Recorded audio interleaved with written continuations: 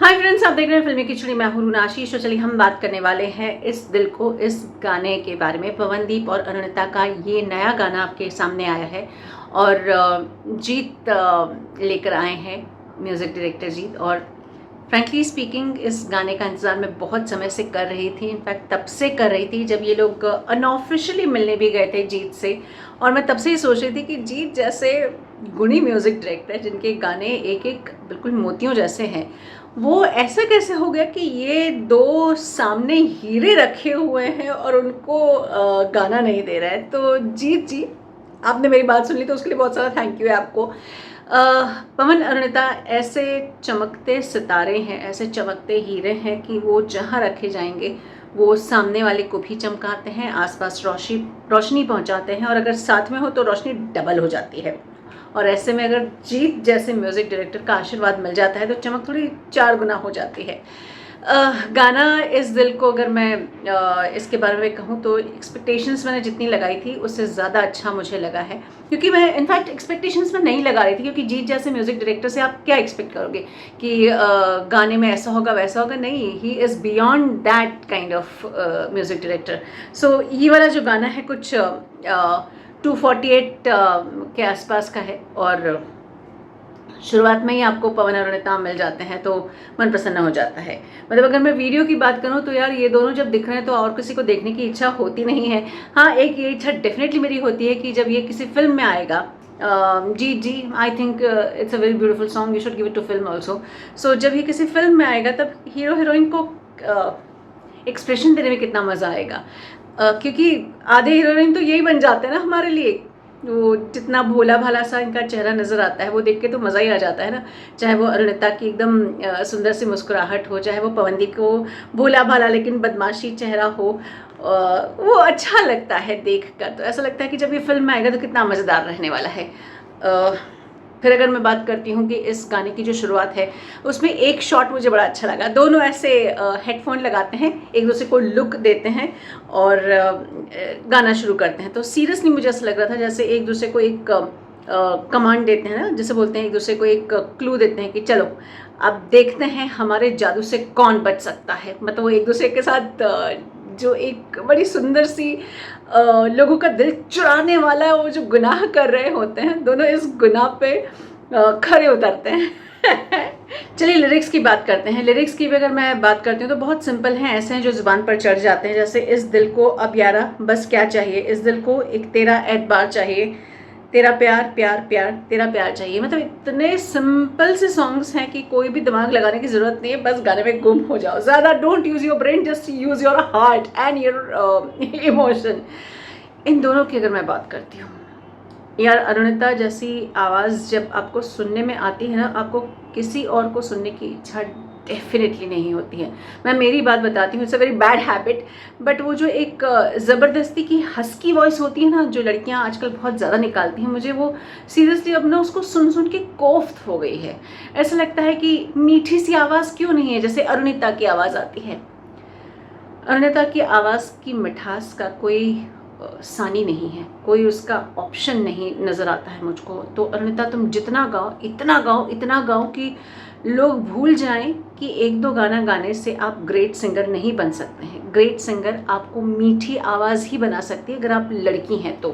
हाँ, यहाँ पे मैं थोड़ी सी बायस्ड हो जाती हूँ मीठी आवाज़ को लेकर। मैं क्या करूँ, मतलब मैं लता जी, आशा जी और कविता जी या फिर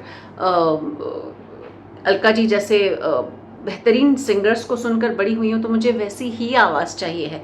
और श्रेया जैसी मीठी आवाज़ जब आपके कानों में खुलती है तो आपको लगता है कि हर लड़की क्यों ऐसा नहीं गाती है। और फिर जब ऐसे में आपको इंडियन आइडल 12 के ज़रिए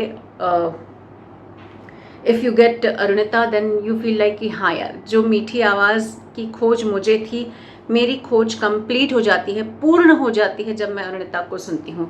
अरुणिता इतनी मीठी आवाज़ है, इतना सारा गाओ, इतना सारा गाओ। बिल्कुल वेट मत करो कि फिल्म अभी 2 महीने बाद आने वाली है या ऐसा हो रहा है वैसा हो रहा है। अरे बस गाओ यार, तुम बस गाती रहो।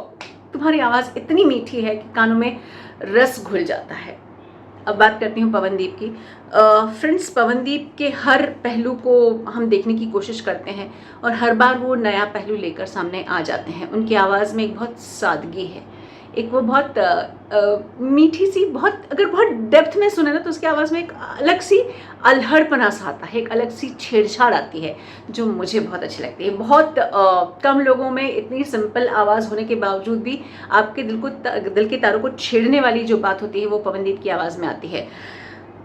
और ऐसे में उनका भोला भाला चेहरा उनको, उनकी आवाज़ को पूरा कंप्लीट न्याय देता है। तो ये जब दोनों दिखाई दे रहे थे, मैं वापस दिखाई देने वाली बात पे कर रही हूँ, लेकिन जब इन दोनों को देखते हैं तो बड़ा यार शांति हो जाती है कि हाँ यार, अगर ये दोनों हैं ना तो अच्छा है। ऐसे एक दो गाना गा के गुम हो जाने वाले लोगों में से नहीं है ये लोग अभी बहुत लंबी पारी खेलने वाले हैं।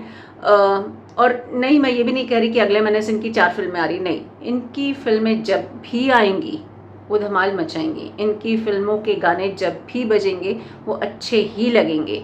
सो मुझे तो ये लगता है कि जब भी इनका फिल्मी, प्रॉपर फिल्मी होता है ना, one film after one film, जब वो वाला समय शुरू होगा तब इनको और बिल्कुल पकड़ नहीं पाएंगे। तो अभी जितना सुनना है सुन लीजिए, उस टाइम तो ये हाथ में नहीं आने वाले हमारे मुझे ऐसा लगता है। इसमें एक 90s की झलक मिलती है इस गाने को सुनकर। आपको हमेशा ना वो 90s वाले बड़े सिंपल से, येट आप गुनगुनाएं, येट थोड़ी सी शायरी भी है उसमें, और थोड़ा सा म्यूज़िक भी है उसमें, और थोड़ी सी छेड़छाड़ भी है उसमें, और थोड़ा सा इनफैक्ट बहुत सारा प्यार भी है उसमें। ये लगभग ऐसे सॉन्ग की याद मुझे दिलाता है। तो मुझे ये भी अच्छा लगा।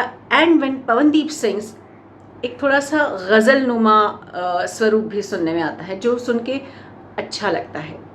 आई मीन गज़ल जो एक बहुत ही क्लिष्ट संगीत शैली मानी जाती रही है, क्योंकि जगजीत साहब है, बड़े गुलाम अली साहब है, गुलाम अली साहब है, तो उसके बाद नई जनरेशन को भी जब गज़ल सुनाने की बारी आती है तो कई बार मुझे ऐसा लगता है कि एक बहुत सिंपल आवाज़ होनी चाहिए जो गज़लों जैसी डेप्थ लेकर आए लेकिन सुनने में बहुत सिंपल लगे। और मेरी उस आकांक्षाओं पर पवनदीप खरे बैठ जाते हैं। अब कितना काम करेगा यार, मतलब अब क्या करूं मैं, सोचूं गाना और तुम वो आवाज़ लेकर आ जाओ, मतलब क्या चाहता है लड़के। गज़ल नुमा भी एक टच है जो सुन के अच्छा लगता है मुझको। इसमें एक चीज़ जो मुझे थोड़ी सी लगी है यार, 2.25 मिनट का कोई गाना बनाता है, इतना सुंदर गाना तो 6 मिनट का होना चाहिए, 7 मिनट का, 8 मिनट का भी होना है तो भी कोई प्रॉब्लम नहीं है।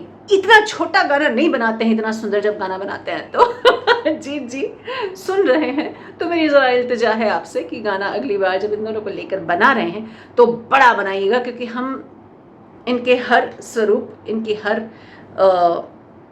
मुस्कान, इनकी हर आवाज़, इनकी हर तान को अब्जॉर्ब करने के लिए बैठे हैं। और जी आप जिस तरीके के गाने देते हैं पूरे इंडस्ट्री को, आप तो जो इनकी ज़ुबान से निकलवा दें उसे सरस्वती की आवाज़ ही कहा जाएगा। तो आप तीनों की जोड़ी इतनी मज़ेदार लगी है, गाना इतना सुंदर लगा है कि बस बोलते जाइए, गवाते जाइए, नए नए गीत गाते जाइए, गवाते जाइए, लाते जाइए, सुनाते जाइए। हम तैयार बैठे हैं, तो इस दिल को क्या चाहिए, तो आप तीनों का ये प्यार चाहिए है। जय हिंद।